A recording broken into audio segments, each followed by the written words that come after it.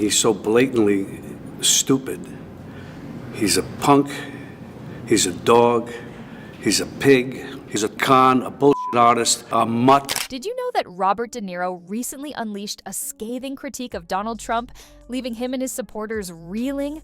This isn't just another Hollywood rant, it's a masterclass in calling out hypocrisy and incompetence. De Niro, known for his iconic roles and no-nonsense demeanor, didn't hold back, and the fallout has been nothing short of explosive.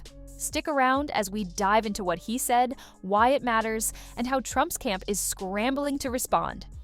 But first, do you remember Robert De Niro, the tough guy who played Raging Bull Jake LaMotta and Goodfellas wise guy Jimmy Conway, but lately has become a weeping, shrieking victim of Trump derangement syndrome? Well, the scene was set at a high-profile event where De Niro took the stage with the kind of gravitas only a Hollywood legend can muster. Instead of discussing his latest project, he turned his attention to Trump, delivering a verbal takedown that left the audience stunned. He didn't mince words, labeling Trump a fraud, a con artist, and a danger to the very fabric of democracy. The room erupted in a mix of gasps and applause as De Niro's words cut through the air like a knife. It was a moment that reminded everyone why his voice carries such weight. Well, check this out as Trump himself, or okay, maybe someone just doing a Trump impersonation, confronts De Niro in New York earlier this week.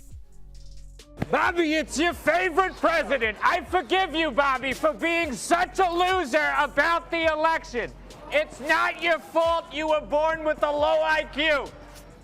But here's where it gets even more interesting. De Niro didn't just stop at name-calling. He went deeper, pointing out the absurdity of Trump's rise to power and the damage he's inflicted on the country. He questioned how someone so blatantly unfit could ever hold the highest office, and his frustration was palpable.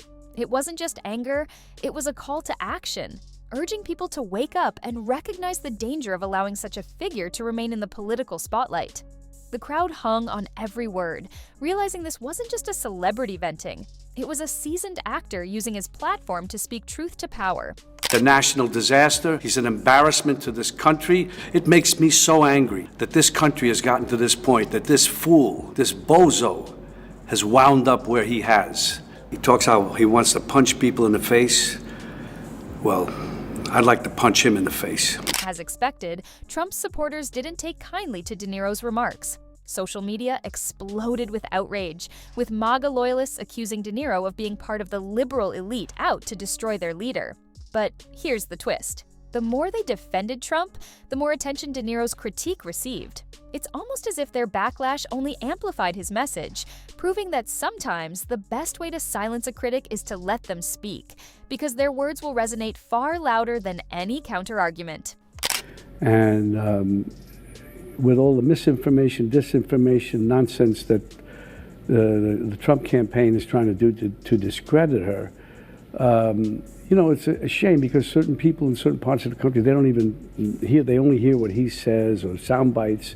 They don't hear the truth. And I say, well, you know, so many people are so passionate about on his side and we're on our side, but I gotta say, there is a difference. Now, let's talk about Trump's response, or lack thereof. Known for his quick comebacks and Twitter tirades, the former president has been uncharacteristically quiet. Could it be that he's finally met his match in De Niro? Or is he simply biding his time, waiting for the perfect moment to strike back? Either way, the silence is deafening, and it's only adding fuel to the fire. De Niro's words have struck a nerve, and it's clear that Trump isn't used to being on the receiving end of such a brutal takedown. We step to the side right here. You're not going to intimidate. That's what Trump does, to try to intimidate. We are going to fight back. You're washed We're up. trying to do You're the world. washed up. You're washed up. We're trying to be gentlemen in this world, the Democrats. You are gangsters. You are gangsters. You're washed up. What makes this showdown so compelling is the stark contrast between the two men. On one side, you have De Niro, a respected actor with decades of experience, known for his integrity and dedication to his craft. On the other, you have Trump, a reality TV star turned politician whose legacy is marred by controversy and scandal. It's a clash of titans, but this time the battle isn't fought with fists or weapons, it's fought with words, and De Niro is winning. You're a little bullshit. You're empty. You're a nobody. Your mommy sucks. You're trash. Love you, taxi driver. Jump in the face.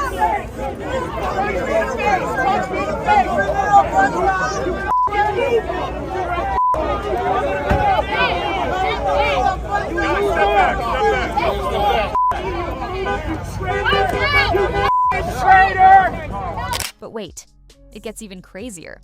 As De Niro's speech continues to circulate online, it's sparking a broader conversation about accountability and the role of public figures in holding power to account. People are starting to ask, why aren't more celebrities using their platforms to speak out? Why isn't there more outrage over the state of our politics? De Niro's words have become a rallying cry, reminding us that silence is complicity and that sometimes all it takes is one voice to ignite change. Bobby, your favorite president won. Kamala lost. She lost so strongly. You were wrong. You're a loser. You're a total loser. This show sucks. You're going to get low ratings, Bobby. You're going to get low ratings. Next, we have George Clooney, the Hollywood icon, delivering a scathing critique of Donald Trump and Melania with just one word: knucklehead. Clooney, who knew Trump before his presidency, recalls him as a man more interested in chasing women than anything else. Every time you went out, he'd come over and be like, "What's the name of that girl?" Clooney quipped, painting a picture of Trump as a shallow, unserious figure long before he entered the political arena.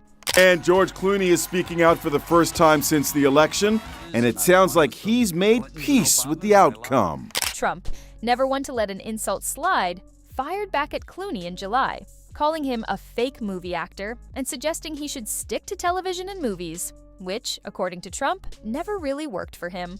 But Clooney, unfazed, continued his verbal assault, calling Trump a knucklehead and questioning his intelligence and business acumen. He was a casino owner who failed, Clooney pointed out, emphasizing the irony of someone failing in a business where people willingly hand over their money. For Kamala Harris after famously encouraging Joe Biden to bow out. But now that his party has lost, the exchange didn't stop there. Clooney, known for his charm and wit, Aslow took the opportunity to highlight Trump's numerous flaws, from his questionable taste to his legal troubles. Trump's taste is like giving a used car salesman unlimited money, Clooney joked, referencing Trump's infamous gold-plated toilets and gaudy decor. He didn't hold back, even suggesting that Trump's style is a mix between a grandma's living room and a Vegas casino. What am I supposed to do? Storm the f***ing Capitol? It's like, it didn't work out. That's what happens. Jimmy Kimmel, joining in on the fun, added his own brand of humor to the mix. He compared Trump's intelligence to a bag of Cheetos left out in the sun, noting that both are artificially orange and crumble under pressure. Kimmel's jokes were sharp and relentless, likening Trump's rally speeches to the worst stand-up routine ever, and mocking his inability to let go of Twitter insults and crowd sizes. Thank you for being here